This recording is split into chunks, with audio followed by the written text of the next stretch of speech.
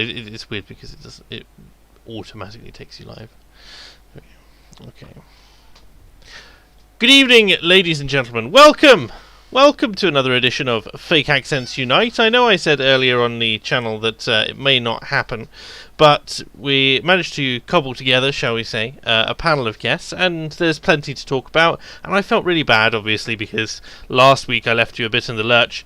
Just a quick update on that, by the way. I have been... the reason that it was all a bit topsy-turvy, my father was slated to go into surgery to have a steel or titanium plate put in his head to cover up the hole where his craniectomy was from his stroke. Many of you may have contributed to a campaign a couple of years ago to look after him in his aftercare with that, and I just want to reiterate my thanks for that and to say that he's doing well.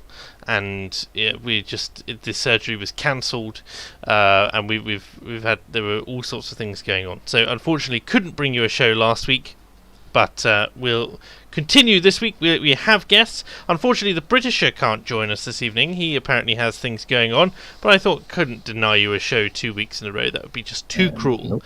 So we are joined by I think I just heard a tailed feature enter the chat. Is that right?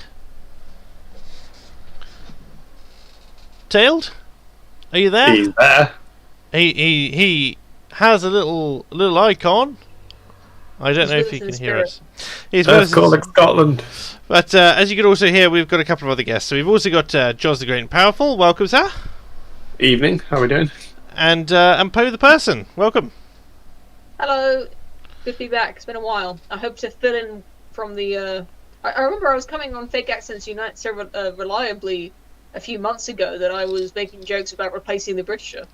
It's one of those strange things where of late I put it down. It's my own fault, really, and sorry to chat, but I haven't been putting the time and effort into crafting Fake Accents Unite into the best possible experience. So when it comes to collating guests and that sort of thing, I haven't been aggressively pursuing people and reminding them that this show exists and trying to get to a state where people don't ask me what time it bloody starts, because they should already know. Thank you very much. As if I watch your content. As if you watch my content. Tailed, have you managed to sort your audio issues out yet? Yes, I don't know what happened there. Hello, everyone. Marvellous. Hello. A pleasure to have you with us. Been a while. But yes, nice to see some of the regulars in the chat there. Staff Sergeant Sniper is converted to Sniper's Nest. Does this mean that there's more than one of him now? Perhaps, or he's just he's transitioned, so he's no longer the sniper, but he is the cover that the sniper uses? Curious. We also got Muck006 in there, that crime guy, Farbod, Right Honourable Fez, Admiral Bees, and so on. Lovely to see you in here. Hey, crime guy. That crime guy, previously the artist formerly known as Teabag. But nice to see that the regulars are here.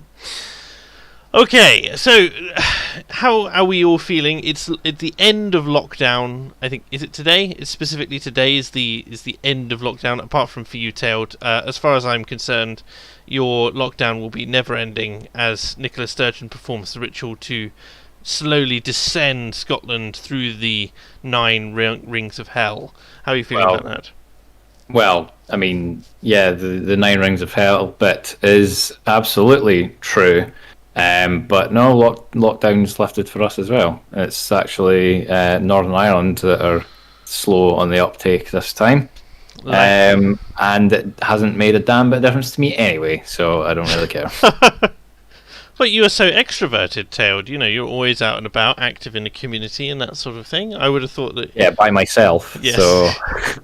so yeah, it hasn't made a damn bit difference. Isn't that the case with most of Scotland, though? Just single-person communities separated by great swathes of land that you sell off to English people who want a Scottish lordship title. Don't give out all our secrets away, man. Come on. It's the only way. Like that's how you get it. That's the secret plan to bolster the Scottish economy post independence, right? Sure, why not? Sure, why not? So do not ask me what time the stream starts. You know full well it starts at 8:30. Thank you very much. But yes, so I didn't realise lockdown had ended in Scotland, actually. How? I think there's a couple areas that haven't because they've been naughty and they've got a new variant and all that stuff. So no doubt we'll all be back down under lockdown. Just imagine, like, it's the Scottish accent which makes you've been very naughty. It's just as you go along. I've been naughty, son. Very naughty. Stay down. Like it's like the what's it? The dog with the horny stick. Bonk. It's like bonk back into lockdown. Okay, yes, that's a bit of a Zoomer reference, but okay. Zoomer reference. It's your stream. Yeah. I'm not a Zoomer, but like I'm down with the kids. Yo, bro. That's how it goes. Please never say that again. I said bruh in a Discord server, and people were like, "Oh, come on, Tailed, don't try and be cool." And I've been saying that for years. Bruh, it's my word, damn it. Oh. Yeah, I was saying that when you were in nappies. You were in nappies before you were just a glint in your father's sack. I'm not sure that's how the phrase goes. No. Mother's eye, father's. I don't know. Father's eye. Yeah, whatever. As I say, like I'm not a boomer, so I wouldn't get the older reference either. It just reminds me of oh god, it reminded me of Red Dwarf, and I can't remember exactly what the reference is now, and it's really irritating me. Oh, that's irritating. But yeah, so question to the panel, I suppose, is will your life how is your life changing now?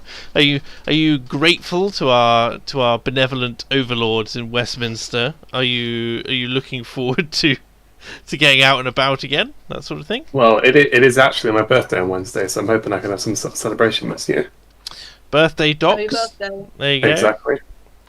So now we know his birth date. All we need is his mother's maiden name. Yes, you can. I'll start posting pictures of my credit card as well. Yes, please. Like, all I want for Christmas is your credit card information. Like, that's all. Hey guys, got a new credit card. Yeah, that's the worst thing you can. Here's the back. Here's the back as well. Oh man, that's an awesome credit card. Could you show us the back? And how about yourself, Poe? You looking forward to getting baby B out and about? The parks have been open for months now, ever since the first lockdown, and that is pretty much the only socialising we do anyway, on a regular basis. Going to see other parents at the park. It's a pretty good pastime as it goes. You know, it gets you outside of it. So that's been good to be keeping that up. It's just the occasional work trip out with the guys. You know. I knew I shouldn't. That's the only reason I have to socialise. I knew I shouldn't have got 3 introverts on for a particular What are panel. you talking about? I said I was having a party. But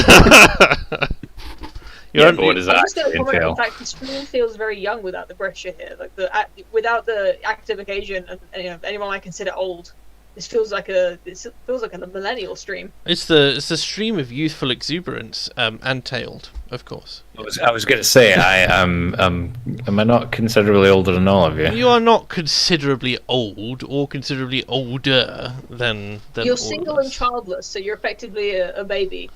What savagery from Poe on the Petrol stream? baby, then. Just like Just saying. he's sitting there like he'll be he won't be 60 years old, but it's like you just go up to someone who's like never managed to find anyone, be like, child. Pretty much. Well, Just my people like bank balance says thank you, so I'll go with being a baby at the moment. Is that sort of thing? You can get away with all sorts of things if you're legally a baby. Are you going to sort of transition yourself into identifying as a baby so that you don't have to deal with any laws? Because of course you're not legally liable until you're 11. Although you will have to have a legal guardian. Who would that be? I don't know who the hell would want to take me on. I mean, given the way things are going, it could be the state. So if you commit any crimes, the state Nicola Sturgeon is liable for any crimes that you commit. Actually, that sounds pretty good. Sounds pretty good, right? It'll be all hate crimes, you understand? It'll all be... On a rampage. Hate crimes all the way down. I wasn't just following orders. I enjoyed it. How can it be called a hate crime if I love doing it so much? Yeah. Oh I heard a very boomer joke about Nicola Sturgeon. God, let us have it. talking to normies and people at work about politics is funny because you just hear the most milquetoast jokes you've ever heard. It's on topic as well. They were saying that that Scotland, that Nicola Sturgeon's just copying whatever England does. That's what they're doing for their COVID, regulations. Like, they just basically just copy whatever we're doing. How dare you? How dare you copy something which politically works?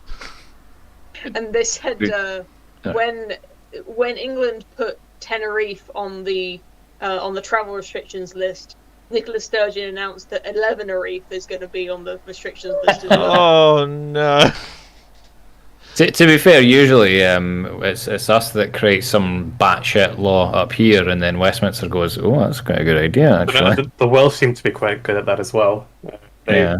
said they were. It was a while ago, right? They said they were considering the curfew for men. I mean, I don't know how serious that was, but they seem to be seriously considering UBI as well. Oh, they're doing a UBI trial, aren't they? Exactly, yeah, and it's not going to be them that pays for it, obviously. No. We're all going to pay for it for years to come. He's Well, basically yeah. he's only said, this is Mark Drakeford even, that they're going to try and give every adult in Wales a fixed amount of money every month. So it's like this is not like a town. This is all of Wales. Apparently enough so that every person can pay for all their basic essentials, regardless if they have another form of income. I wonder. They know what money is. I wonder how many people will move out of Wales. Like they get the check and then they're like out because they can see that this is going to. Yeah, I guess there must be a limit to how long any one person will stay, right? Because obviously, as the time goes on, the system's going to get worse and worse, but they're going to keep getting paid. So at some point, there's going to be a tipping point for every Welsh person. Well, It's a push your luck kind of game. I will be really curious to see how much it is because, like, if it's 50 quid a week, this is. Wasn't it some... I don't know whether this is Wales, but I saw plans being thrown around where it was like 20k a year or something. 20k a year as a trial. I know they have this bureau called Citizens Income, which they're setting up. It says it will be unconditional. It will vary with age, but no other condition. As in, you don't get it when you're a kid. But everyone of the same age receives the same basic income, irrespective of their gender, employment status, family contribution, housing costs, or anything else. It just gets paid automatically. Which is also interesting because it does require the government to have access to everyone's bank records. Are they going to abolish all welfare as well? I don't think so. I think extra things. Because how would that work? Because surely if you're getting paid welfare because you don't have a job, Yeah, but if you don't have a job because you've got universal basic income yeah. instead of your income... Oh, so you're saying like if somebody chooses to live on UBI, could they claim...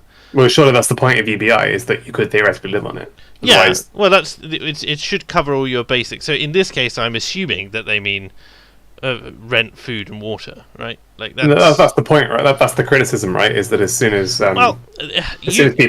people leave their job to start living on it, then they're not getting taxed, so there's no money to pay for it. Yeah, they're not exactly going to be aiding their unemployment crisis, but they're.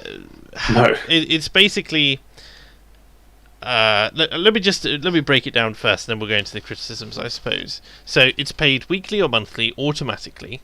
I'm presuming that we won't see a massive hack of a government database exposing everybody's bank details.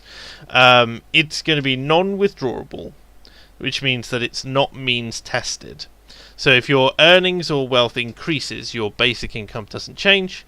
If you move from one job, so that kind of answers your. If they're claiming unemployment benefit, will they also will they remove unemployment benefit, that sort of thing? At the moment, I'm assuming they're just going to run it in tandem. In which case, that's the worst of both worlds, though. Which means that some people are going to be like laughing, basically. It's going to be paid. Why would you work? It's also paid on an individual basis, not on a household basis. So if you and a mate are living together, or you and your wife or girlfriend or boyfriend or whatever, then you get both of you will get UBI, which is supposed to be able to cover the entirety of your rent, and as we know, like, living together is cheaper. So the fact And that that's what not if you have kids? and that's not tested for. Well, they're still going to run child benefit and that sort of thing, presumably. Everybody legally resident will receive a citizen's basic income, subject to a minimum period of legal residency in the UK and continuing residency for most of the year. So, It's residency, not it's citizenship. not citizenship. Oh my god! So they say a right of citizenship and then say legally resident, which means it extends to settled status. And what is it? Because there's two types of settled status, isn't there? It's like there's long-term settled, and then there's indefinite. Yeah, so there's indefinite leave to remain, and that will be considered to be legally resident as well. So that'd be curious. People in favour. That's the worst way. Like, I would have thought if you're going to do it in any way, you would do it, but you'd abolish all like welfare. You'd get rid of all NHS. Like, you'd get rid of everything that the state does to pay for it. Let me see if I can get.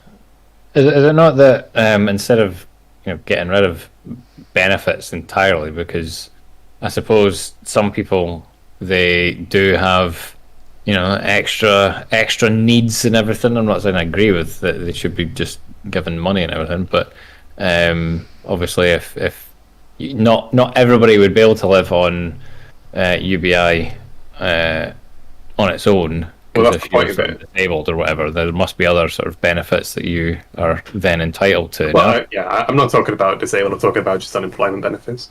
Well, it's supposed to alleviate costs, if not do it. Which is why I'd be curious, given that we have, like, in the political will of the country at the moment, this idea of a minimum wage, a living wage, and a London living wage, right? These things are all distinct and slightly woolly concepts as a whole. My economics brain has a shotgun in its mouth right now.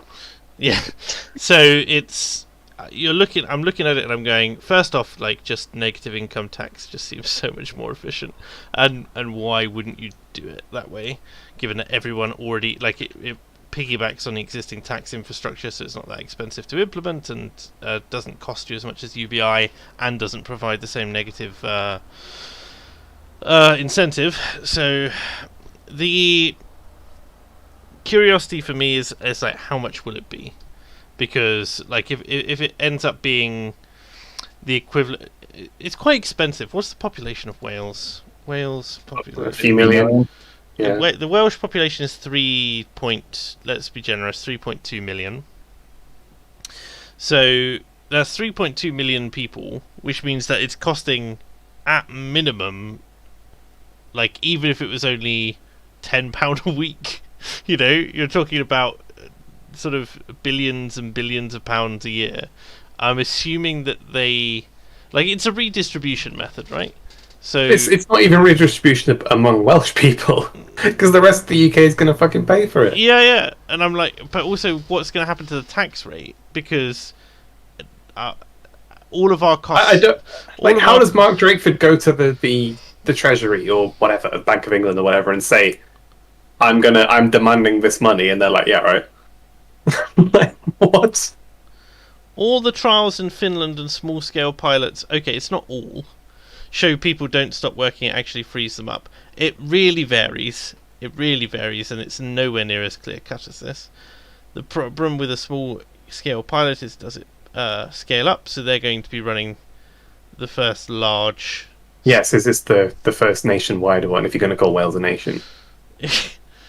I'm just trying to work out whether or not he's doing another pilot, or if he's, like, they're being very woolly. Remember, this has only just been announced, right? Being woolly in Wales? No. Oh dear. Uh, According to a spokesman there's a UBI for UBI Lab. Okay, so they're the ones who the government have said you need to make this work for us. They've been trying to do it for many years, with Andrew Yang's retarded statements making it his central policy idea in the run for the Democratic nomination. And they think that The recent pandemic has shown just how precarious our economy is, and we feel now is the time to add our voice to the chorus of people crying out for change. UBI can offer that change. It's like, change is neither positive nor negative, and people are always calling out for change and have been. Let's put us back where we were 2 years ago and stop taxing the shit out of me. Like, good grief! Because, as I say, this is only 3.2 million people. So let's be like, what's the cost of living? Let's say it's £400 a month. Okay, right? That seems to me to be a reasonable standard across all of, certainly, England. I don't know whether or not it's much cheaper in Wales to live or something, but like I think it is a little bit. Yeah. I mean, if you have if you were given £400 a month, could you afford to rent a room, feed yourself, and like for a month? Like, that's quite probable. On your own, no. If you're in a couple, maybe. I mean, just if you wanted to rent a room, like single accommodation, you know. I'm thinking, like, what did I live on as a student? It's probably similar to that. Yeah, that's what I mean. I've lived in London, and I live off. I mean, my rent is a bit more expensive, but I'm sure, yeah, rent's brutal in London. I've just moved, actually, as in, so with London, I was renting a room for which I had initially been paying £850 a month for, and now paying £650 a month for. That contract is coming to an end. The landlord has said, you've got to go, we've got someone else who's coming in. I'm moving into another room, which is £830. Noting that these are rooms in shared accommodation, not flats, not houses. You know what the cheapest room that I rented in Lancashire was? Go on. It was £70 a week, which, what is that? 70 a week ends up being under £300 a month. Yeah, £303 a month. There you go. Is that one? But why live alone? That's what I'm saying. I mean, if that was shared. Yeah. Yeah, I mean, you're talking about shared room, but yeah, I think young people living alone is a really big problem. Actually, aside from rent and all of that, it makes a lot of sense. No, I mean, being in a romantic situation is probably ideal, but just having someone, even if they're not your friend, I think is a good idea if you're a young person. I don't know if Tails can speak to that. I kind of switched off because economics really bored me. Fair enough. But, like, okay, just to bring a little bit of reality to this as well. So what Wales is asking for, in effect, to trial this for a year, is £15.5 billion. That's nothing to do with the administration. That's just the money that they would give to the population would be £15.5 billion. This is difficult, shall we say, to kind of do. I mean, I know that there aren't kids involved in this. I don't know. Let's assume that there's like 15% kids, right? But so we're still looking at around £13 billion per year, which, in the grand scheme of the UK's economy, doesn't sound like much. Because, of course, we spend an inordinate amount of money, for instance, on the NHS. I think it's £4 billion a week or something like that. But Welsh GDP is like 75 billion. So we're talking about increasing the spend of Wales by in the region of 12.5% to 15%, which is not a small amount, right? And they can't afford anything at the moment. They're in net deficit, aren't they? Yeah, absolutely, 100%. It's like, what? It's like the testing ground for the UK. I mean, I think that the Welsh people will probably be a lot better off for it, but it's in no way sustainable. Absolutely in no way sustainable, especially when we're in the worst damn recession. Yeah. The effects of which have yet to manifest. And people are like, jobs will come back, we're pushing up, we've bounced back by 6% or whatever, and you just go, like, yeah, but all of that wealth, we're still in a deficit, by the way, still in a recession, but we've also got the issue of all of the small businesses have been completely annihilated. All of that bounce back is in giant corporations like Amazon, who have been able to work, and increase their market share throughout the pandemic. So this is local communities which are all suffering from this sort of thing. I mean, maybe we'll all go into the pod, Maybe we'll all have to, because there will be no work and there'll only be UBI. Well, that's what's going to happen with the young people living together. You're going to end up with the what is it? When I've seen V showing tours of his communist flats. I mean, sorry, but this is the other thing: is that money is going to concentrate itself in the hands of a small number of people again. Like they're doing this because it's like, oh, everyone should have an equal access, but all of the rents are going to go up because they know people have this minimum spend. Exactly. You will never find a room for less than £400 a month on this, right? Because it'll just be an expectation that you get a job on top of everything else and that sort of thing. Or you'll be living at home with your parents and you'll turn 18 and you'll get £400 a month and you won't be incentivized to find a job and you'll just stay at home, because why wouldn't you? I think Wales already has free university. Is it just for Welsh people? I'm not sure about that, actually. Or it's reduced rate. There's definitely something to do with the universities there. So, what ends up happening there as well? I mean, does that replace the student loan system as well when it comes to maintenance?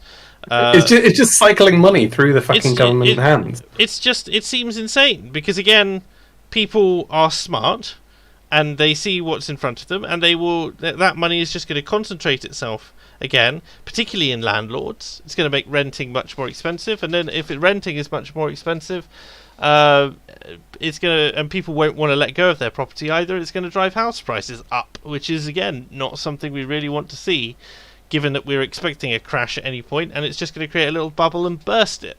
So, do these people know what money is or what a price is? Have they just even done the most basic thinking about this? I mean, I'm assuming that they're not. Isn't the point in UBI essentially that basically in a few years' time, however long that might be, pretty much all sort of low-paid jobs, minimum wage jobs, and everything are going to be automated anyway. Rubbish. So I work in automation, and that's not happening. Right. Okay. That's not what I heard, but okay. You probably know more about it than me. I'm just crying at Anakin Cringewalker's super chat. We'll get to that. Yeah, don't worry. When it comes to automation, I mean, I think people overestimate the current state of automation, but and they're like, oh, why automation is different this time. I have some sympathy towards those arguments, although I haven't looked them up in advance for this stream, and I wouldn't be happy recanting them to get shot down by Jaws. I'm loading my shotgun with this otherwise.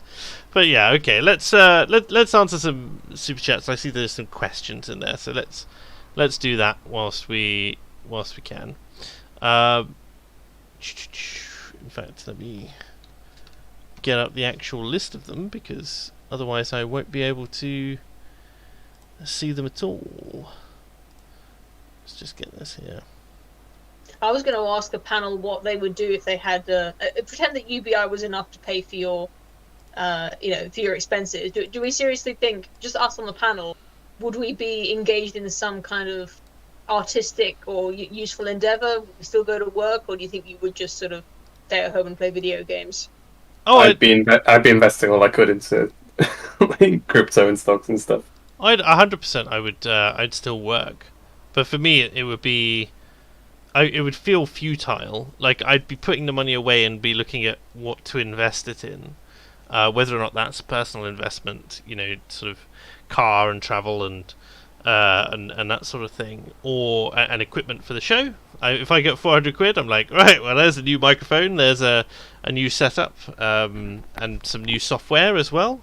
But I'd be looking at it, and I'd also be going, like, what are the wider effects of this?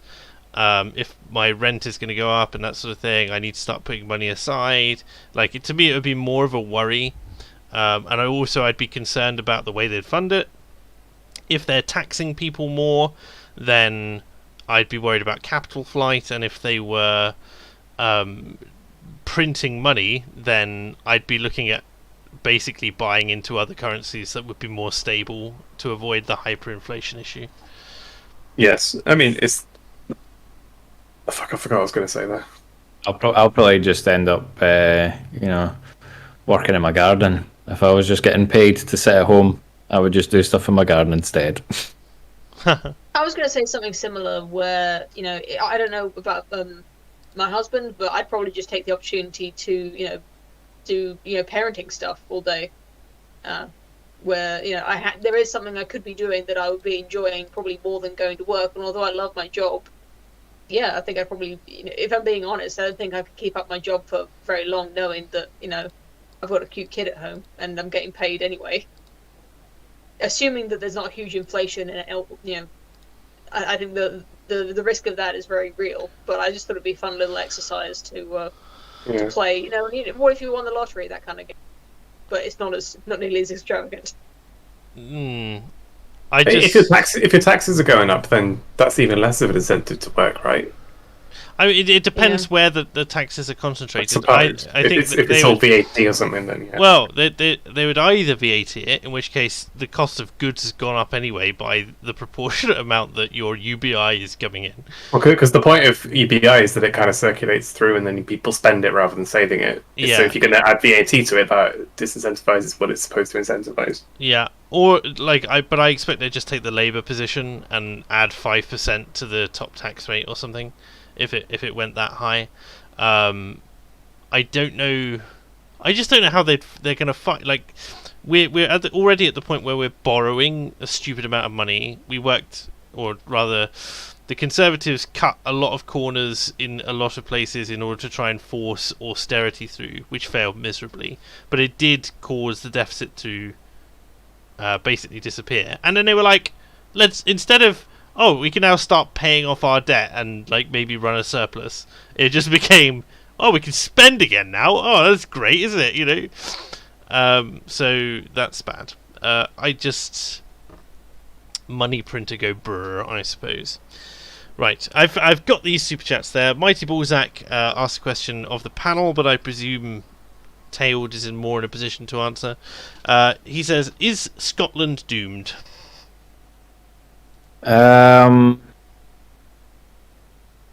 Probably no more so than the rest of the UK. So as long as we remain part of the UK, I think we'll probably be all right in the same sense that the rest of the UK is going. But yeah, if we get independence, then we're absolutely screwed. So you're not on the daddy dank train then on that particular question anymore, I suppose.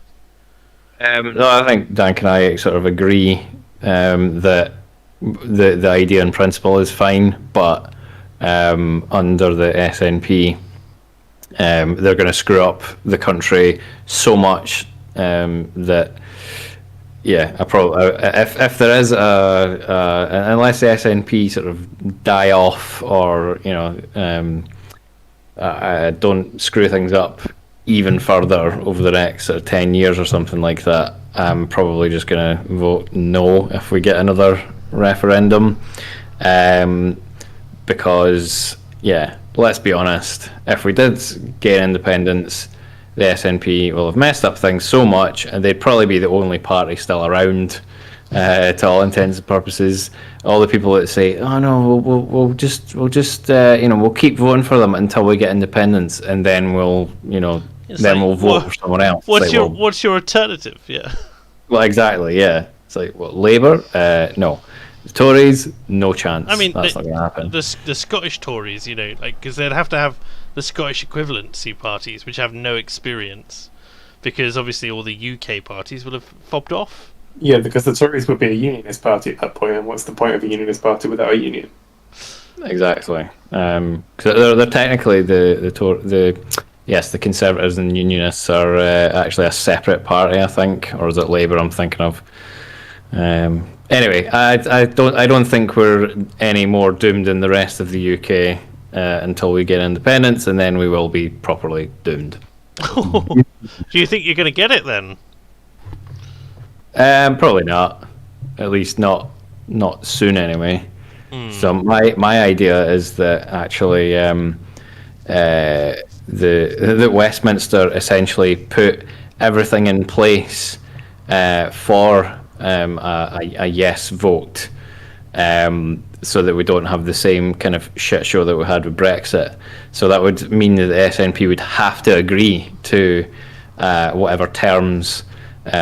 Well, they would have to discuss terms with Westminster and everything. And basically, just what's the word? What's the phrase? Basically tell them to shit or get off the pot.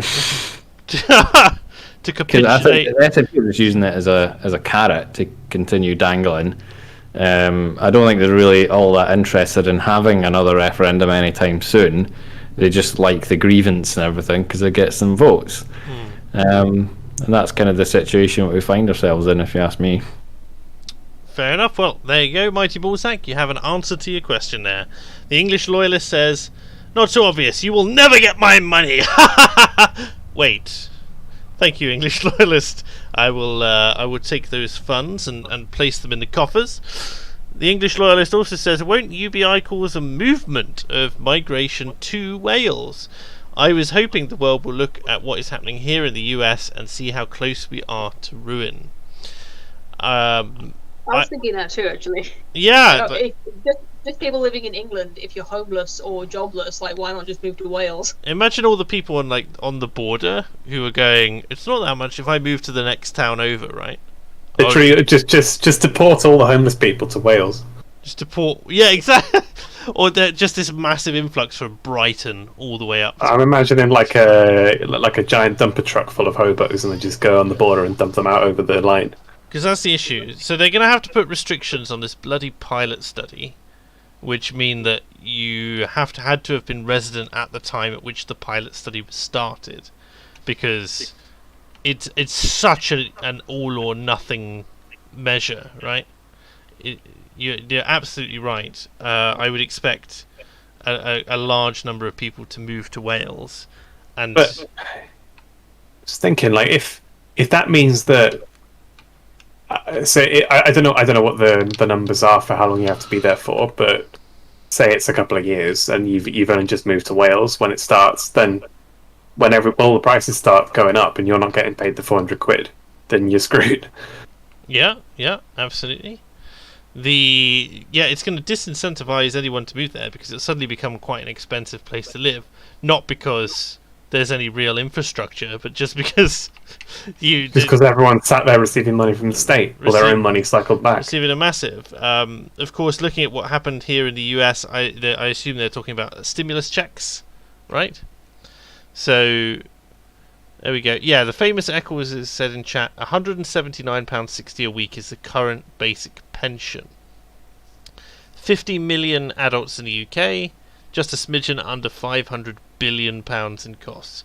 Even if you take the current cost of all welfare, which is approximately 200 billion, this is still a net 300 billion cost. Completely unaffordable.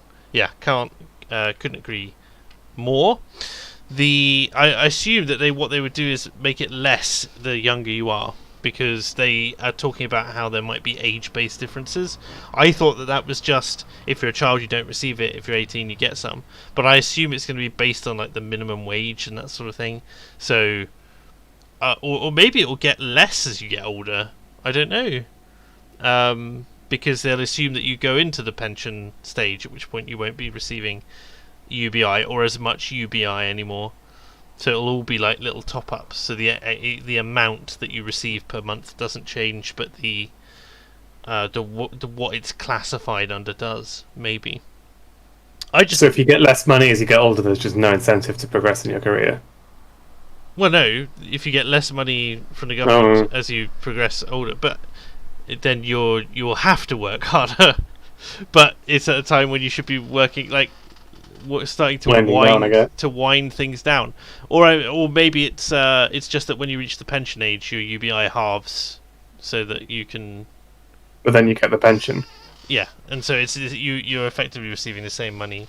You just it's just coming in from two different sources. Well, it's not like they could scrap the pension schemes anytime soon. So it's like so people are pointing out job seekers allowance is about 75 a week, whereas the pension is 179.60. So it might be that you just get the equivalent of JA when you're young or unemployed or whatever, which is still a significant amount, and then as you get older it goes up or something, assuming cost of living. But then according to all the theory, as you get older, you accumulate more resources, so you're less in need of UBI. You won't hear.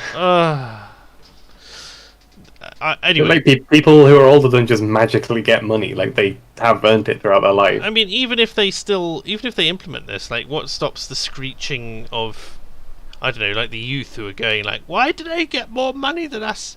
Or the elderly going, why do the young get more money than us when we've contributed more to society?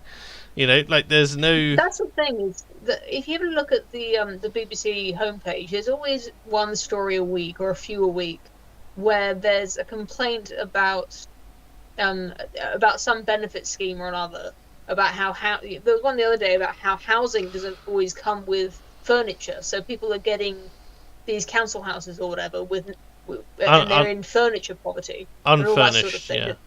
There's always something to complain about with any kind of benefit system, where you just get these people who end up losing out a little bit compared to others, and then you get these articles complaining about, isn't it awful? Can you believe that people are just allowed to live without furniture? The social commentary would never end. I mean, yeah. And the complaining and so on, especially with a lot of people who suddenly have access to enough resources to become full-time protesters to get more resources, right? Yeah. It's like, well, that's what it always degenerates into. I just whenever you go vote, you're voting to remove money from some people and give it to the others. Some parties even campaign on that. There's just no way that this comes out as a net positive. I just don't understand why they can't see that there's no way that this comes out as a net positive.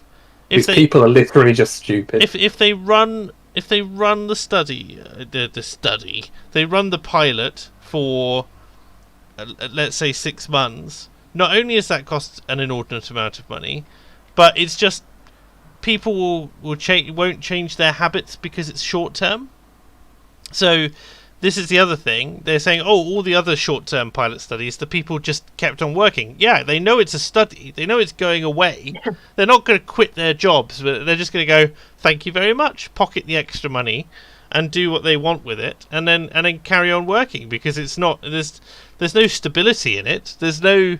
There's always the fear that next week they'll take it away. It's not a lifetime thing where you just, like, there's a town, and if you lived there when they started the study, you get UBI for the rest of your life, and let's see how their habits change. No, this is people who are going, right, they're giving us some extra money for the next year. Okay, great. I'm not going to change my lifestyle. I'm not going to change my work habits or anything like that. Why? I know it's full well that it's only for a year.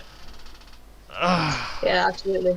I saw a brilliant little supercut of is a documentary about one of the studies in one of the Scandinavian countries, and there's a girl talking about what she's going to do with her money, talking about she lives with her mum, and she says that, maybe now I can afford to buy food for myself, I can get the nice kind of cheese that I like.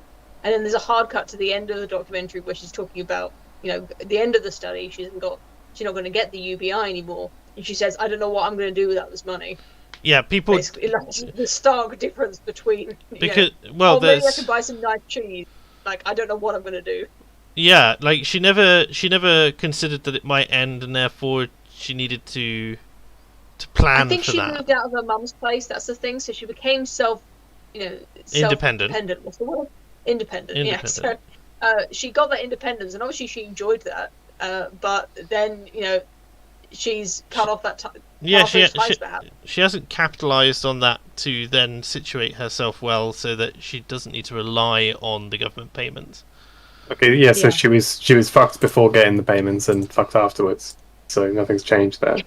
Because people will overreach as well when they stop. They stop thinking of the money in terms of what it actually is. If you've this is the other thing. If you've worked for the money, you have a greater appreciation of it, rather than it just kind of appearing in your bank account.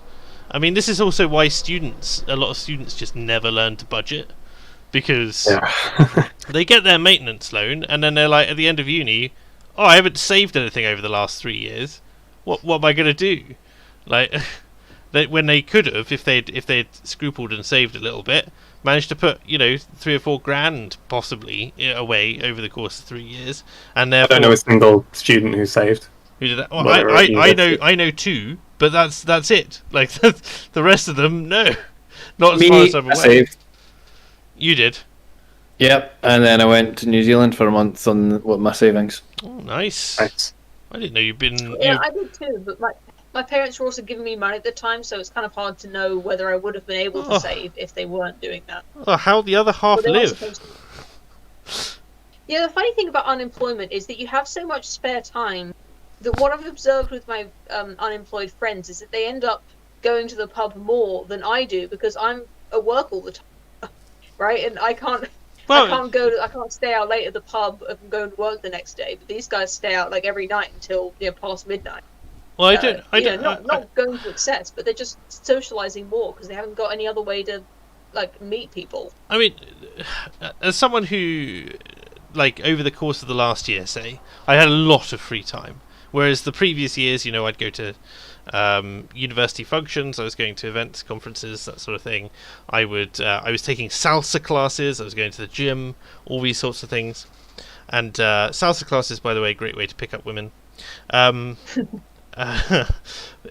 on the class, obviously. But the thing I noticed in the last year is just you have so much free time, you're unbelievably bored, but because you're so, like, your brain is going like, I need something to occupy me, something which is going to take my mind off the boredom, but it's also quite lazy because you've got access to all these. I say all of these.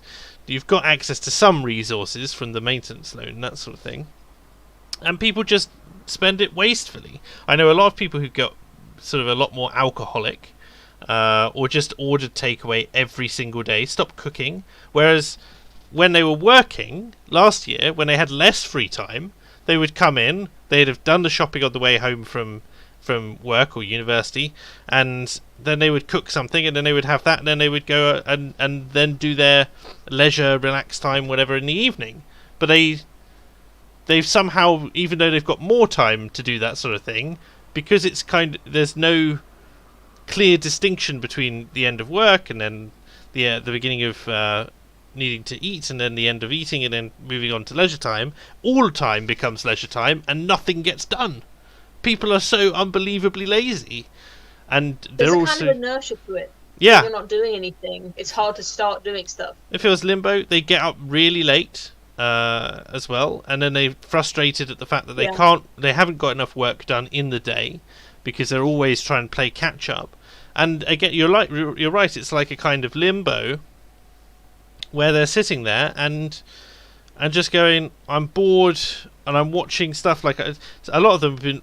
I know someone who just rewatched all of Friends, and they go, I'm not really even enjoying it. It's just to fill the time, and I know I should be getting on with something else, but I just feel like really lazy and demotivated. But I don't like, and these people are not lazy and demotivated people by nature, as far as I can tell anyway. Like, I've enjoyed my time with them in previous years. They've worked hard in previous years, and were socially active and viable, and now they're just shells of their former selves. It's horrific. You're describing hell for me. I hate that kind of lethargy, and whenever I get stuck in it, it's awful. I love having hobbies.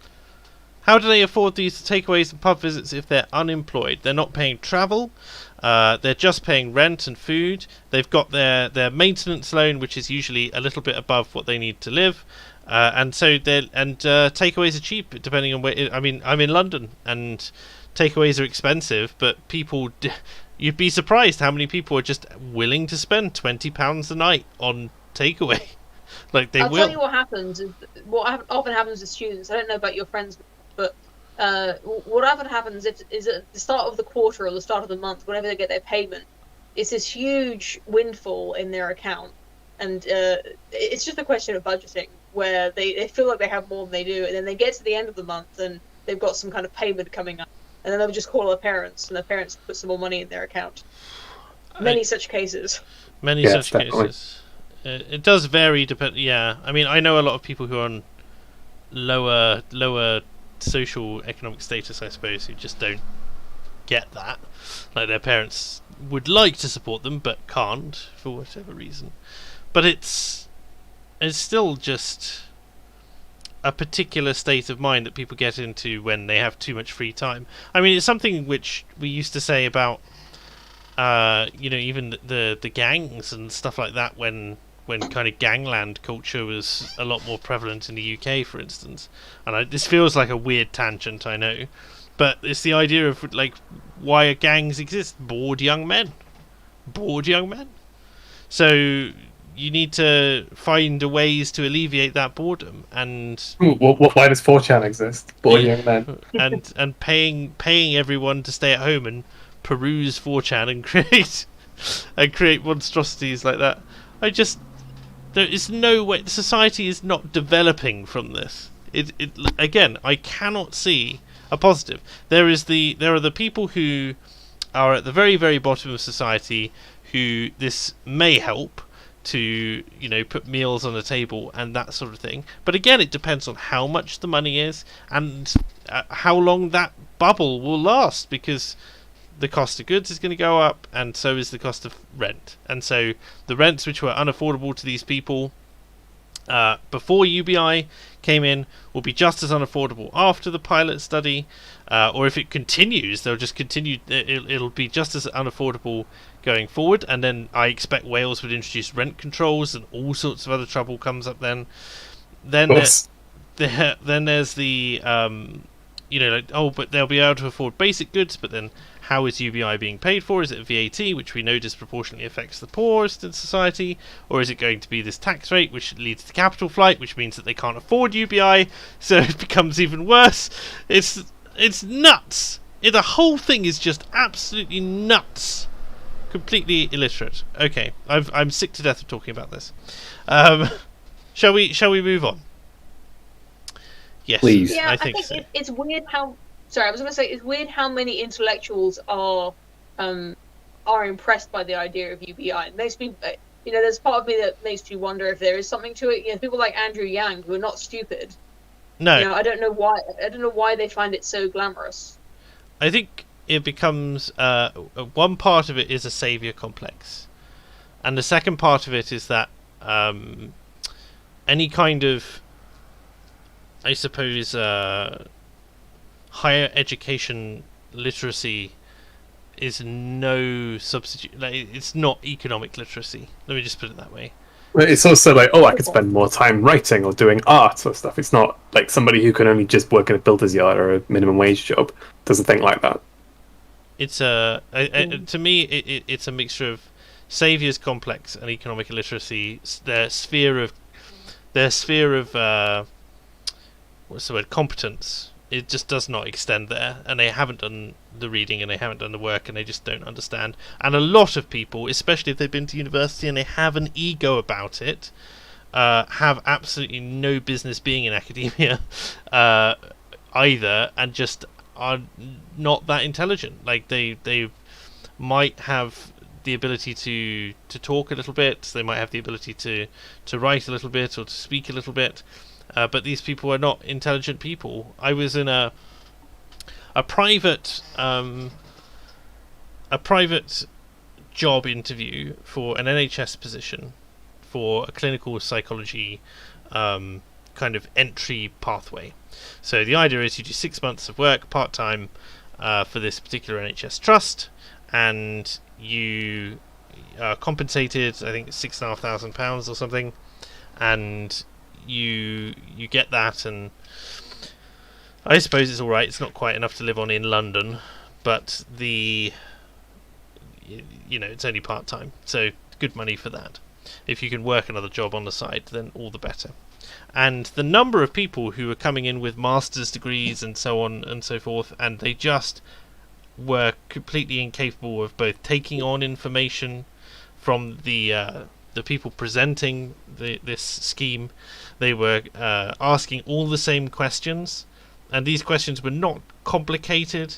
The information being presented to them was not difficult, and these are people who are like, oh, I've got a business master's, or I've got a conversion psychology master's, or I've done physics and that sort of thing, even STEM subjects in some cases, and some people just are not capable of taking on information. It's just, I don't want to say it's in their nature, but they've never learned the skill, and it's really frustrating. So I don't trust that these people are as intelligent as they might seem. They may have a very particular niche which they might be very good at, but I think in order to become a quote unquote jack of all trades, as it were, like, there are so few people out there capable of doing that, but so many people who would like to kind of take the accolade on, I suppose.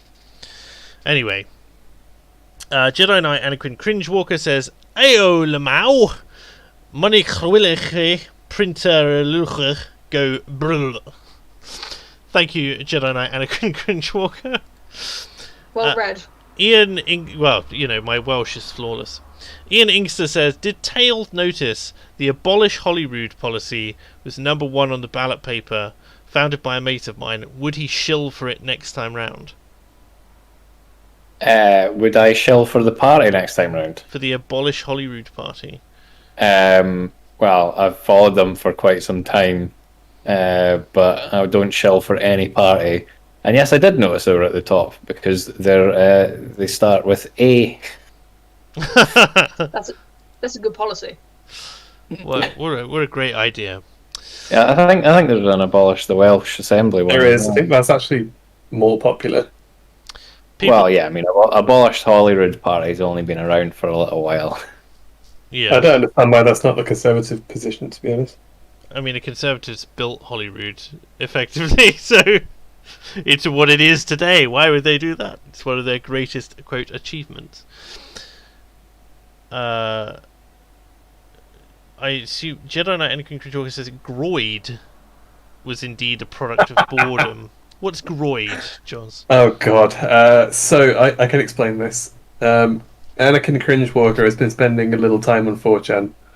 Oh no. And he noticed that there's a particular picture of our Lord and Savior George Floyd. Oh no. Oh. If you turn him upside down, he looks kind of like a Pepe. And so he sent it to 4chan, and they got their meme printers working, and there's been quite a lot of those memes surfacing in the last couple of weeks. I've seen this. I've seen those memes. He's claiming to have invented that he was the originator. He showed me the boards, and he showed me him talking about it like a week before it appeared. Amazing. Well, Groid. that is internet fame. It's his 15 minutes of anonymous. He can be the anon who started it all. Anon notices something. I often wonder about what it feels like to be one of the people who drew those memes. Like who drew the first Wojak, or I know the origin story of Pepe, but these sort of low profile ones that gain this momentum. The trad wife GF Wojak, and the I don't know. I'd be immensely proud of myself if thousands of people were sharing my image as a meme. If you had achieved total market saturation, as it were. So the meme, total meme market saturation. Just like you're societally relevant now. You've made it into the history books by drawing your low quality PNG. Yeah, that'd definitely be the accomplishment of a lifetime, I think. Like the Chad face. I sometimes wonder who drew the Chad face. Yeah, that did kind of appear out of nowhere and then explode. You mean like the black and white picture? Well, no. So there's the kind of original Chad meme, which is the Chad and Virgin one, which is the the Virgin Chad one. Yeah. Oh yeah, right. Yeah.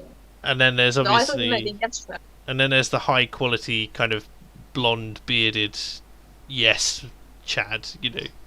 Which never originally had a beard, if you recall. There was very odd, isn't it? Was that not based on PewDiePie though? And then when he grew a beard, they just went, "Oh shit!" and they gave him a beard. That wouldn't surprise me either. Yeah, no. He does look exactly like PewDiePie. Makes looks better sense to with a me. beard. It does make sense better with a beard. I mean, I assume that's fine. But then there's the ones where they take the beard off and he's got a really weak chin. Yeah, that's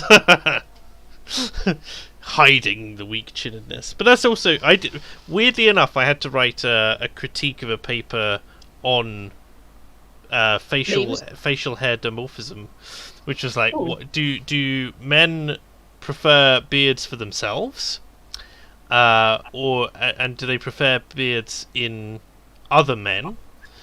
Do women prefer beards in men? Right, there was no option for women with beards. Obviously, very transphobic. And Big fan of Ash Sarkar. yeah. So it transpired that that women were largely ambivalent. They're pretty much dead 50-50. Men didn't prefer facial hair in other men, but they preferred it for themselves typically. And if you couldn't grow if you didn't have facial hair, you were more likely to want facial hair than someone with facial hair wanting to be clean shaven, for instance. There was no real the reason I was critiquing it was there was no real discussion, for instance, of the demographics, right? So they didn't do a great breakdown of like whether or not it's religious communities who are saying this particular thing, you know, like, I've got a beard because I'm Jewish but I really wish I didn't, or the other way around, you know, like I can't grow a beard but, you know, I really wish I could, like those Jews over there, right? So but the study, all psychological studies are done on students, is that correct? Undergrads. So was that the group? Unreputable, disreputable studies are typically yes, but this one was not. This was a community sample, which was much more relevant, I suppose. Although it was a very young sample as well. The average age was 24 for the first study and 29 for the second, I think. So there was no discussion of age effects. Anyway, terribly boring. I once reviewed a paper on whether or not men preferred beards. I remember talking to you about this, and we decided that it was something to do with a large beard acting as some sort of cushion for getting impacts to the head. No, they were testing the hypothesis that it acted like a lion's mane as a protective factor if you got into fights, and so they basically beat up a load of people in this other study who had beards or had them hitting them with sticks, and concluded that no, the level of damage was basically the same. So that's sad. But you can just imagine, like, one of these studies, like, how did that get through an ethics board? You know, you wonder whether or not it's whether or not they just said, well, you know, we'll go down and watch some boxers, some of whom will have beards. And I guess you could do a study of like UFC fighters or something. Like whether or not they sustain more or less head injuries, but it doesn't seem to me to be particularly ecologically valid. So it doesn't seem to be generalizable. But it would be cool though. But it would be fun. You just like I'd like to see more psychological studies that involves like a brawl or a melee fight. You know, like just like really unethical studies. I think that'd be brilliant. Really, you learn so much. I'll put a load of. Imagine Imagine what you could learn if you threw aside medical ethics. Exactly, that's what I'm saying. Oh god! Speaking of medical ethics, it's like if I have to hear about Phineas Gage one more bloody time over the course of my, over my career, you know. Do you know who Phineas Gage is, everyone? No. I do not. Oh. No. Phineas Gage was a railroad worker who survived having a railroad steel pole yes, I know go that. straight through his eye socket, come out the other side of his brain, and then it was operated on, and he became a bit of a freak show attraction. And they left it in, didn't they? They just cut the ends off each side. They didn't leave it in, no. Maybe I'm thinking of something else then. But they did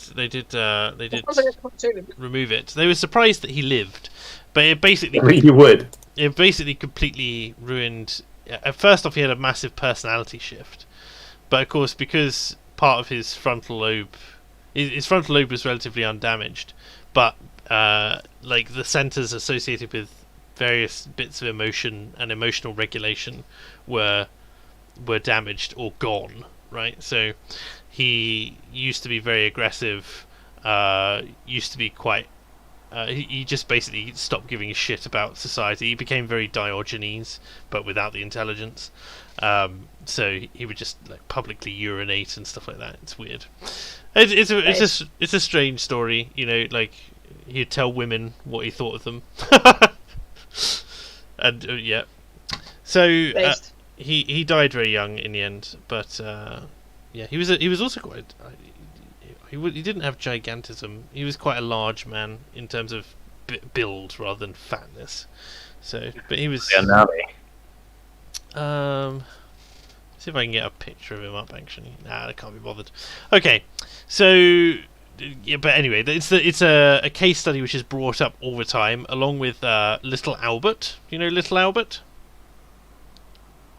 I'm sure if you tell us the first sentence of the story, we'll get it. It's the kid who had a fear response conditioned into him.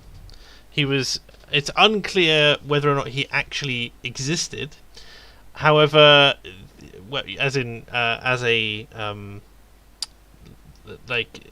the way that they said that he existed. So he basically was supposedly the son of a woman who didn't want the baby. Basically gave them the baby, and they conditioned the baby so that whenever he was shown this particular toy, they would scare the baby, and they conditioned this terrifying fear of rats, I think it was, into the baby, and a fear of this toy rat in particular. And there are many stories about what happened to him, but he died very, very young. So it's really hard to trace, but that's also one of the big case studies that gets brought up, you know, when we're talking about ethics in psychology. You know, like you cannot scar a child in that particular way. And then there's one more study which is usually around the transgender issue. There's a chap called Money. Yeah. And he that's the case where he took one of the kids who had disfigured genitals due to a botched operation when the twins were born, and he had one of them like restructured into a vagina, and then basically raised one as a girl and one as a boy. But he did loads of really weird pedo crap as well, like making them perform fake sex acts on each other when they were 6 years old and stuff like that. Really, really grim. And of course, they both killed themselves, I think, in the end, because like you were hideously abused as a child. Why wouldn't you? Like it never settled. The one who was raised as a girl was finally told what happened to him. He transitioned back, and his brother killed himself, presumably because he'd been forced to do all sorts of weird, depraved shit on the other one, and so on. It was very sad, very sad, and a horrific abuse of both authority, power, and everything else. So, yeah, these are the things you have to deal with when you're a psychologist. These are some of the seminal works, but the information that came out of these studies is considered to be, like, you know, really valuable about the human condition. That's what I'm saying. So, you know, we didn't have medical ethics. If we get rid of ethics, we can have more Little Alberts, so we can really understand what scares children, and whether or not the Poe Mengele, whether or not it extends to adulthood. Yeah, Mengele Poe is now a thing. Yes, I expect to see many memes of that. I was just thinking about getting you get like 30 men with beards, say, and then you shave off half of their beards, and you make the 15 beardless ones fight the 15 bearded ones, and just see if the beard is an advantage or not. You could do different weight categories as well. So you start them off with really skinny ones, and you get 30 of them, and then you go on to the sort of mid-weights and then the heavyweights. Why are you thinking? I don't want to scar children. I just want to make beard men fight. Look, why are you thinking so small? With Wales running a countrywide UBI trial, why could we not just get all of Wales to fight all the men in Wales to fight all the men in Wales? And then we'll see what happens. That's got to be like. Isn't this like why? A million. This people, this could be completely me talking out my ass here, but isn't this why having a beard is so big in Islam? Is because the sort of older wars, the Muslims would grow their beards and shave their head, and their enemies would shave their beards but keep the long hair. so they knew which side was which. I have absolutely no idea, but that sounds like a fascinating answer to an old question. I would have expected that it was just sort of stolen from Judaism, because because Islam is a fake religion built out of several different religions, and it is just kind of cobbled together. So it's stolen a load of. But if what I'm saying is correct, that would mean that the side with the beards won. So it must be some sort of fighting mechanism, right? Yes. That's what it is. It was the beards. It wasn't like superior tactics or brutality or like the development of a particular weapon or guerrilla fighting style. No, it was the facial hair, guys. It's the facial guys. Yes. Apparently, I see no issue with this science. Apparently, I sound like Eric Cartman. And let's just make all of Wales fight all of Wales.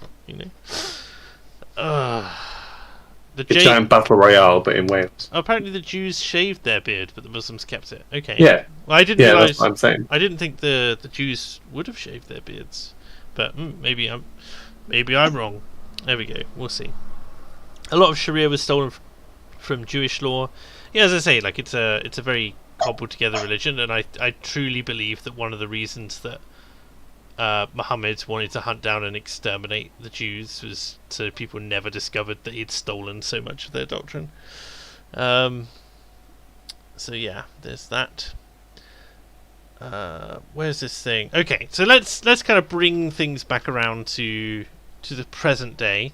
A couple more things have come up. So obviously we've got the easing lockdown restrictions. We talked about that at length.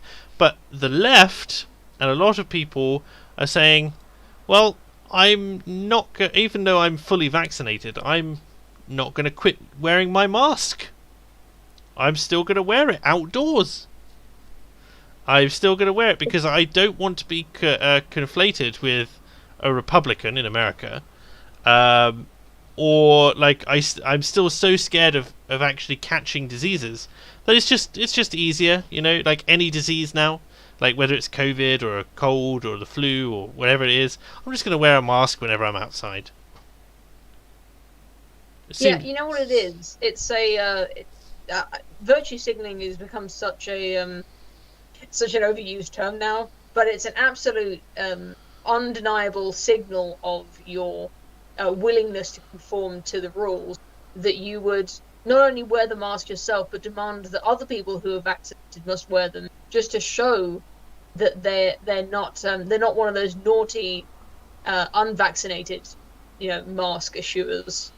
Do you know what I mean? Like they want an easy way to distinguish good people from bad people. Unless you have the passports, right? It'll become the new uniform. I mean, in the same way that, bizarrely, so ever since the sort of the brown shirts and the black shirts and so on, it's been illegal in this country, for instance, to demonstrate whilst wearing a uniform, right? You're not allowed to go organise. Oh, yeah, because that's why the Black Lives Matter people got in trouble, right? Yeah, you're not allowed to, like, put on a red armband or something like that, shall we say. Genuinely, I wasn't thinking of the Nazis then. I was just thinking of, like, a scarf or something tied around your arm.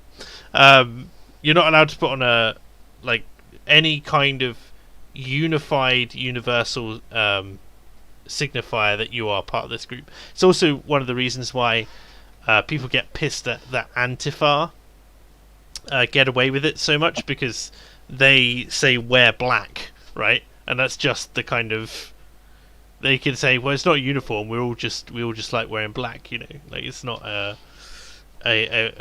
same. They're not all wearing the same particular items of clothing, so they get away with it, which is really frustrating.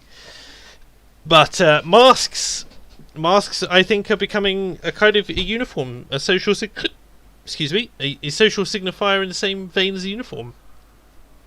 It's one of those things where people who are going to be anti continuing measures are going to walk around without their masks, and the people who vaccinated or no who are in favour are going to wear it as a signifier, as you say. It's a virtue signal to others, to that they are pure of heart and mind. Trust the science. Trust the science. Trust the science, even though you're fully vaccinated, you still have to wear it, or still feel the need to wear it.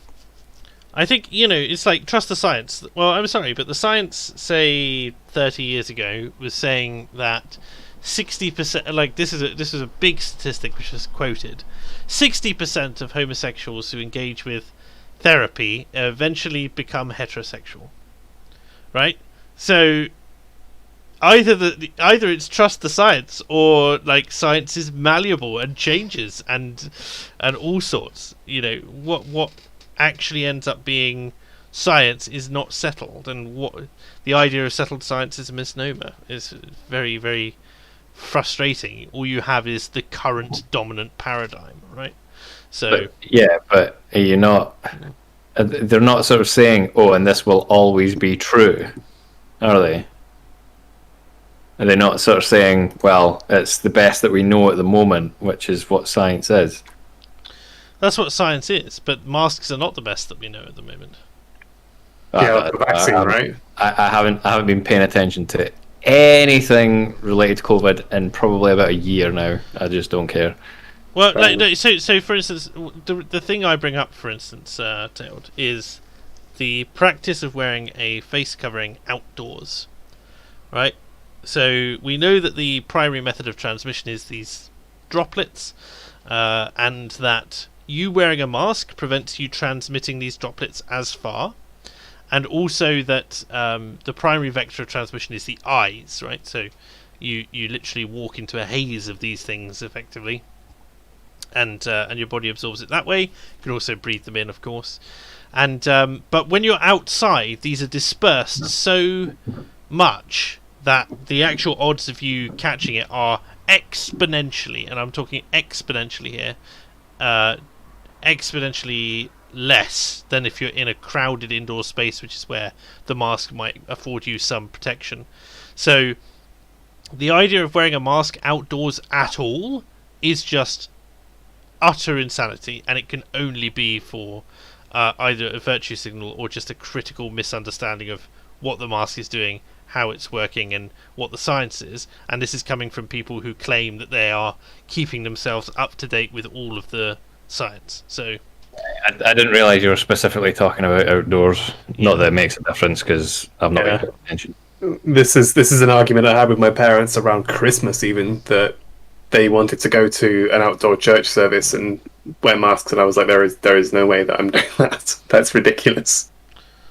you just I mean, the amount of times that I've seen people saying, "Oh, wearing it in your car is really stupid," and all that. Yeah, if you were only going to be in your car, that's kind of stupid. But if you've just been to the shop or something and you've been touching things, you don't really want to be touching your mask and taking it on, off, on, off, on, off all the time.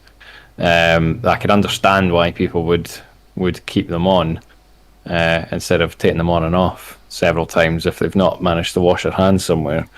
But I don't know. I don't care. People do what they want. Something I found when Christmas shopping was that I put the mask on when going in a shop, and then it was, just because it's cold outside, it was actually quite pleasant to keep the old face warm. Oh yeah, in between shops as well.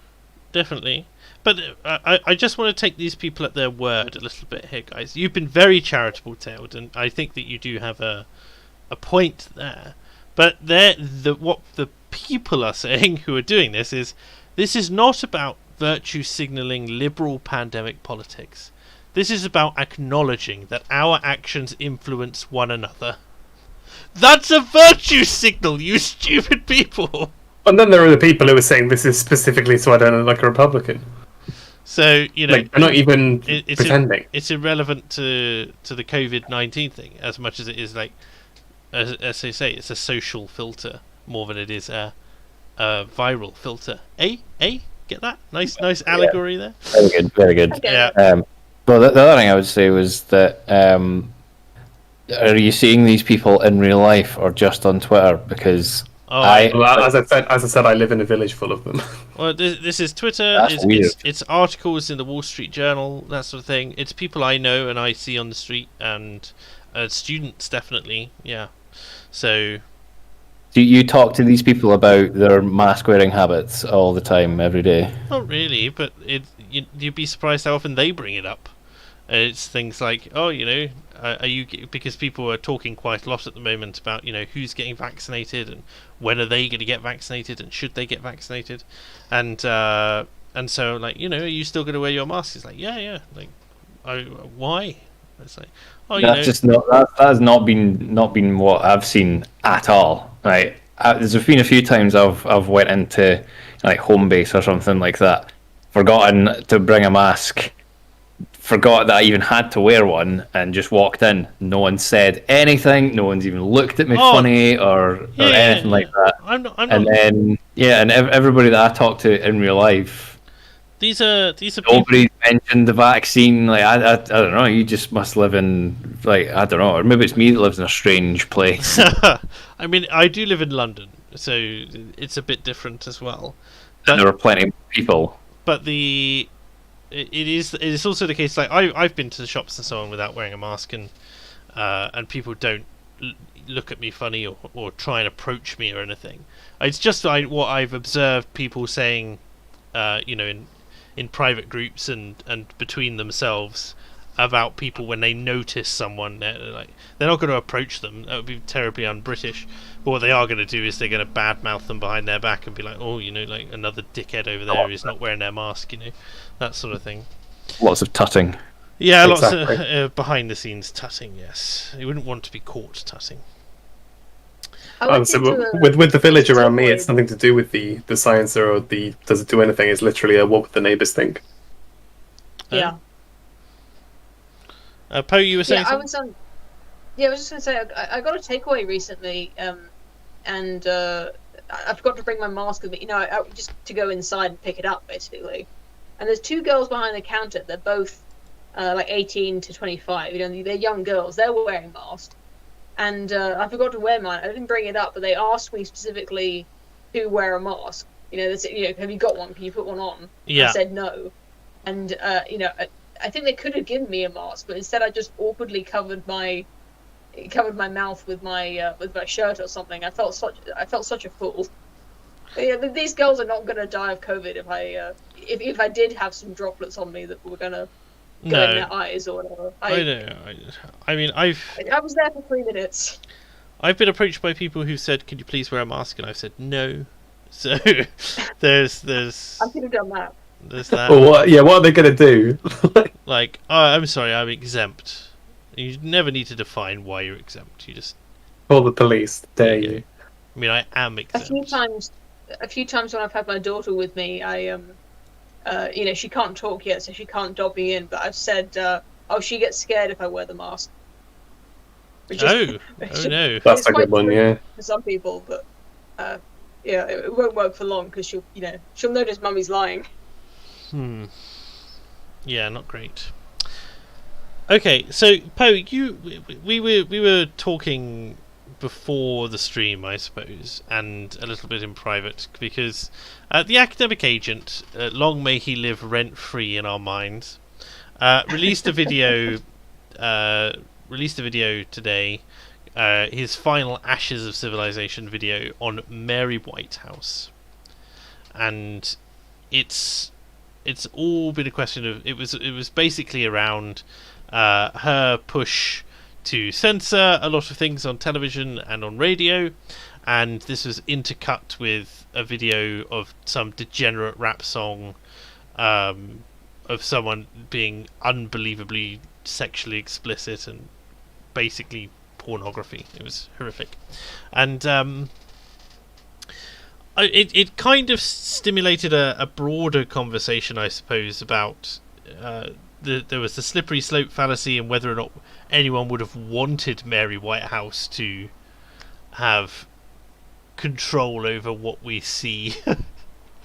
and AA is taking the position of pro Mary Whitehouse. He's saying that our degenerate tastes, which make us abased to the idea of some of the things that she was putting forward and some of the bans she was putting forward, are due to the fact that because we have consumed filth over our lifetimes, we also we have these filthy tastes and so on and so forth, which we wouldn't have if we had been exposed to the wholesome programming of Mary Whitehouse. Right, we'd instead of listening to any kind of terrible, nasty music, we'd all be happily waiting for songs of praise. You know, that sort of thing. Yeah, my example was to bring up Game of Thrones, which is a show that I love. People who know me outside of who know of me, I should say, know that I'm not a very degenerate person. I do occasionally swear, it's true, but I'm married and I have a child, and I live a quite meek life. But I love a bit of gore. I love some sexual tantalization. I love intrigue, and Game of Thrones I think is brilliant, not just because of the political intrigue, but because of these interpersonal dramas that are sometimes of a sexual nature, the violence, the swearing, the things that I have an appetite for in this specific context. I don't love my sexually explicit rap music much, Not like but AA. I think AA's point was that appetite has been fueled by the diet of modern media. It's not if I were raised on Mary Whitehouse, I wouldn't even want to watch Game of Thrones, and I'd find it horrific to watch Game of Thrones. But Cool. I do wonder if we're going to struggle on this stream to talk about it without anyone in AA's corner. I think most of us are in agreement about the role of censorship in media. I'm too young to know who Mary Whitehouse is. Oh dear. She basically was. Mark, don't. Just a quick primer. We won't go too much into it because I want to get onto the broader topic that it kind of opened up, which is talking about youth.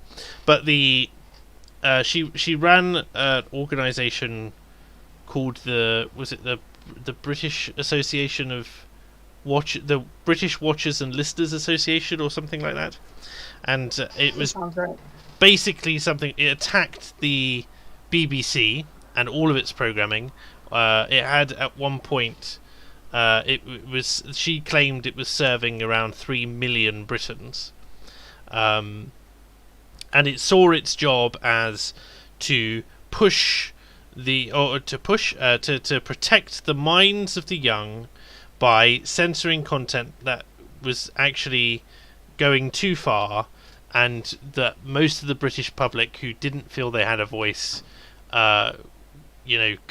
wanted to not listen to or to hear or to see. So she at one point had some pretty crazy ideas, as well as anything else. She wanted to ban all sex toys in the country at one point, for instance, and she discussed it twice with Thatcher. Did have the ear of Thatcher. Oh, it's the National Viewers and Listeners Association. I do apologise, but basically she was very vocal. She didn't like Doctor Who. She didn't like comedy and drama. Anything with any kind of sexual congress in it was considered bad. She wanted to ban A Clockwork Orange because she feared copycats and that sort of thing. She also wanted basically tones lightened across the board and that sort of thing. And then, so what was she in favour of then? Sorry.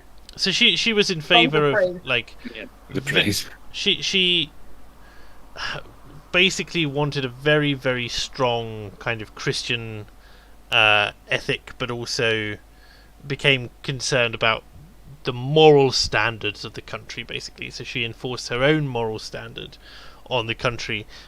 Although the polls and the polling at the time, although we know we can't really trust the polls, say that that around 55% of the country seemed to agree with her position, and 20% of the country were against, with the others saying we didn't really care or didn't really have a strong opinion. And she was a Roman Catholic. Well, in that case, I think she was a Roman Catholic, wasn't she? Anyway, 5 children, if that's anything to go by. But she Sounds right. She was basically just very dissatisfied with what she saw on television and mobilised an activist special interest group, which then sounds like Catholic subversion to me. But she's quite an eloquent speaker. She puts forward her case. If anything, what AA's video really highlighted to me was that the kind of the media were venomous even back then. I mean, just utterly venomous, and were using a dirty, underhanded tricks, and saying a lot of things which I think were like disingenuously representing her position and all sorts. And you might be able to argue, well, it was forcing her to consolidate, but a lot of the time she has to interrupt to stop them pushing a statement on her. And I think a lot of the sympathy for her, because she was known as like Britain's favourite auntie or something like that at one point, is just that she needed to, the venom of the media was really horrific. But one of the big examples she brought up was the fact that there was a lot of swearing on TV. She wanted to remove swearing from television, and she said, this is something which, these are 4-letter words which boys scrawl on bathroom walls when they're, in school. And what we're saying by encouraging the use of swearing on television, for instance, is that we should, instead of telling adolescents to grow up and become adults, we should, sink to their level and regress ourselves. And that was basically her perspective. And again, this kind of brought us onto a tangential point, I suppose, which is, what is the state of the youth of today in terms of this kind of, like, are we regressing? And we talk. God, I mean, people are very infantilized, like people my age especially. Yes, that's the word I'm looking for. How infantilized are people, and why, and how long does it last? And the reason for this, like, if I've got parents, obviously, when my parents were my age, they were already had 3 children. They were stable and steady and were already settled. And my parents left home, both of them actually, at 18, and went into the world of work. Something which is almost utterly unheard of for a young person today. The average age to move out of home today for men is 25 and a half, and for women it's just under 24 years old. 25 and a half? Yeah. That's what I've got 6 months then. You've got 6 months in. Now, this is attributed to several reasons. One of the main ones is access to higher education. A lot more people are going through higher education, and then coming back and living with their parents for a short while before they then move off into the world of work. I say a short while, up to 5 years it seems with this one. So, but this is also a data set which is skewed. Remember, I imagine that there's quite a few people who are leaving straight from university, going straight into work around 23 years old, and then there are going to be some outliers who are around, who are 30 or more, who are skewing this up. So think about the distribution when I'm saying this sort of thing. But the average age to move up has kind of it's created a kind of quarter-life crisis, because people are infantilized. They haven't learned these rules. They haven't had the world thrust upon them either, in the same way. They kind of choose to go out into the world, rather than there just being the expectation that you are 18 now, you are an adult, you need to go out and you need to find your way, you need to get a job and you need to move out. And I don't see that impetus from parents anymore, in particular, who are just saying to their kids, like, you're 17, your 18th birthday's coming up, why haven't you need to be looking for jobs, you need to have found a job. If you're not going to do a job, you need to be going to university and then getting a job. We love you, but we don't want you back here, and we don't want you living with us. That sort of inference. And I'm wondering where that came from. Possibly out of the kind of culture of the 60s of kind of more care and compassion towards children, rather than, I don't know. It also might be that people have fewer children as well. That too. If you've only got 1 or 2, then you'd probably be more protective of them as if you've got 5 or 6. Yeah, definitely. There's no pressure on the parents in terms of mouths to feed in the same way. Children are a luxury which are afforded to those who choose to have them, really, at this point, rather than, when we're old, we're not going to be able to work as much. Probably we work in primary and secondary industries, and our knees and our elbows and our fingers and toes are knackered, so we need to be looked after in our old age and that sort of thing. Definitely not the case anymore. I can only really speak anecdotally as someone who has worked with teenagers for about 10 years or more now, I think, at youth clubs and scouts and all sorts of things. Basically, the kids don't know what they want to do. All they can see is, well, you just finish school and then you either get a shitty job at McDonald's, or you go to college or to university to study something you're not really interested in and just hope that a job happens to be at the end of it. And that's partly due to the decline in standards of higher education. It's a pipeline. It's also speaking of that, right? Like the knowing what job you're going to get at the end of it. You're absolutely right. A lot of people don't, and this is also a failing of the school system. I remember distinctly being told when I was in secondary school, we are preparing you for jobs which do not exist yet. So we've no idea what you're going to do. We're not going to foster any particular interests because those jobs might be gone, and so good luck.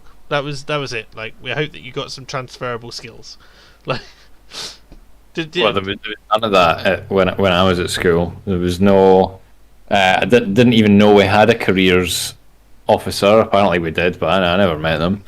Didn't have a clue. But yeah, anyway, I wasn't mean to start talking about me. But I always tell kids now, because they'll just go, yeah, well, I'll probably just go to college. I'm like, well, do you want to go to college? Well, not really, but there's nothing else to do. I'm like, well, get an apprenticeship. That's what I always tell everyone. Apprenticeships are the big one. Yeah, they're really good. I'm like, get an apprenticeship, because even it's only a few years of your life, and even if you don't like it, it's always something to fall back on. It's you never hear about plumbers in poverty or anything like that. So yeah, that's usually what I tell kids these days, because they don't know. I mean, I didn't know that was an option. I didn't even know what an apprenticeship was until I was about 25 or something. And by that point, it was far too late for me to do anything. They're also criminally undersubscribed. Like, you're not going to be refused a position on an apprenticeship usually.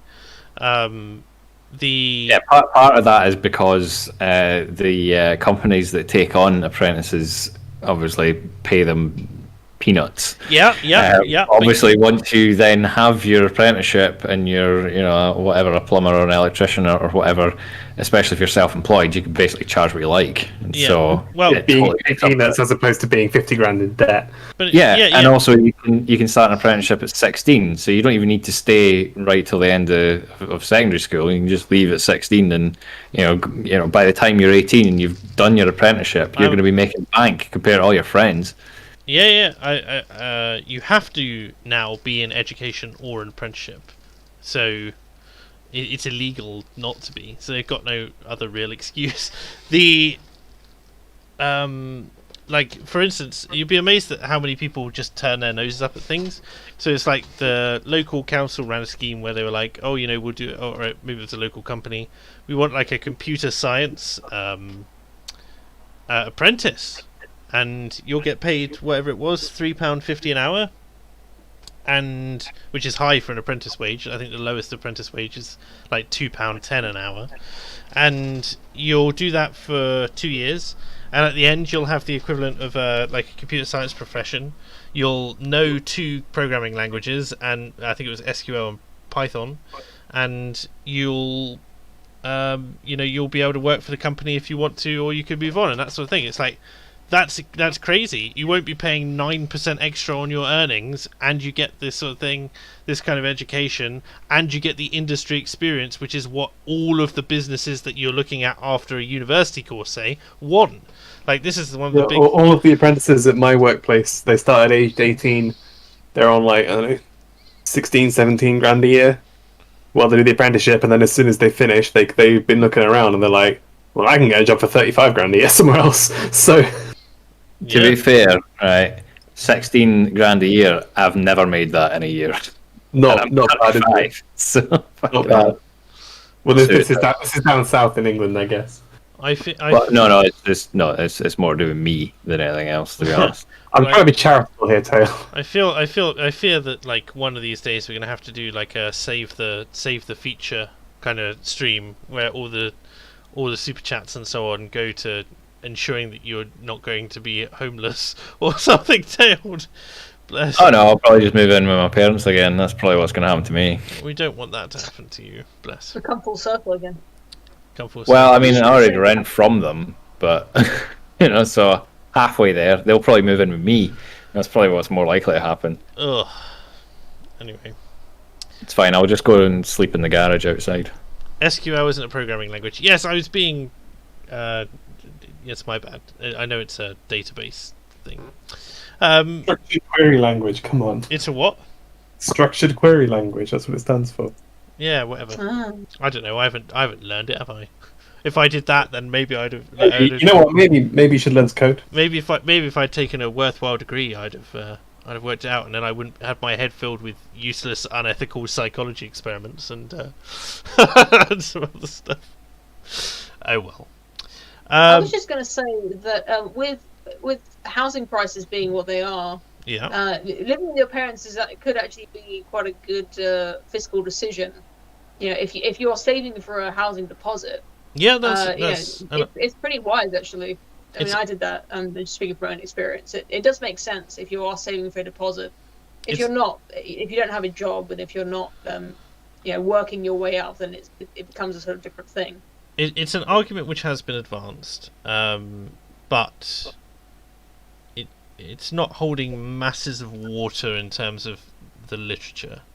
But yeah, I think a lot of people just live with their parents because it's a lot of effort to you become very, very transitory, and of course there's no permanence. So they're saving for a deposit, which is the one thing, but there's the other side of it, which is a lot of people just rent, and that's just throwing money in a pit and burning it. Really, it goes to the landlord, it pays their mortgage, it's not helping you out in any particular way. But you'd also be amazed at how many sort of transient workers just kind of don't even think of it. Like, it's just a cost that they have always had and will always have in their own mind.